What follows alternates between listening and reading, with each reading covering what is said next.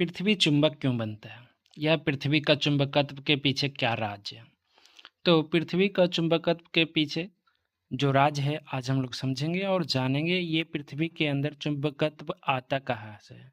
तो सबसे पहले पृथ्वी की आंतरिक संरचना के बारे में जानेंगे कि पृथ्वी का जो आंतरिक संरचना है ये जो 3 भाग में बटा हुआ है। बाह्य भाग को क्रस्ट कहते हैं, बीच वाले भाग को मेंटल कहते हैं और अंदर वाले भाग को क्या कहते हैं? कोर कहते हैं। अब कोर को भी हम लोग देखेंगे तो कोर 2 भाग में है। एक तो आंतरिक कोर हो गया और एक बाह्य कोर हो गया। बाह्य कोर की बात करते हैं तो ये मेंटल से सटा हुआ है और ये लिक्विड अवस्था में है। जो बाह्य कोर किस अवस्था में है? लिक्विड अवस्था में। ये पूरा लिक्विड अवस्था में पूरा फैला हुआ है आंतरिक कोर के चारों तरफ। अब बात करते हैं कि ये जो आंतरिक कोर है, आंतरिक कोर क्या है? ये सॉलिड अवस्था में है। अब होता क्या है कि हमारी पृथ्वी तो एंटी क्लॉकवाइज घूमती है, जो कि पश्चिम से पूरब की ओर घूम रही है। तो पश्चिम से पूरब की ओर जब घूमती है तो ये जो लिक्विड है इस मेंटल के साथ कांटेक्ट में होने के कारण ये भी घूमना शुरू कर देती है। तो जब ये घूमती है क्लॉकवाइज तो ये इसकी दिशा क्या हो जाती है? एंटी क्लॉकवाइज हो जाती है।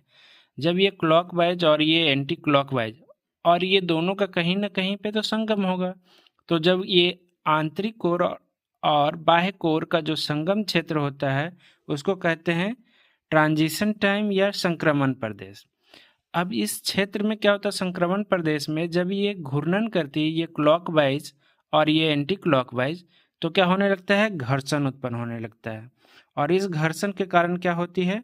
ऊर्जा उत्पन्न होती है और ये ऊर्जा कन्वर्ट हो जाता है ताप में और इस ताप के कारण जो मौजूद फ्री इलेक्ट्रॉन होते हैं वो मूवमेंट करने लगते हैं और मूवमेंट करने के बाद क्या होता है? इलेक्ट्रिक करंट बनता है और इस इलेक्ट्रिक करंट के कारण क्या होता है? मैग्नेटिक फील्ड उत्पन्न होता है। तो यह एक छोटा सा वीडियो था जिसमें हमने समझा कि पृथ्वी में चुंबकत्व कहाँ से आता है और यह कैसे उत्पन्न होता है। तो अगर अच्छा लगा हो वीडियो तो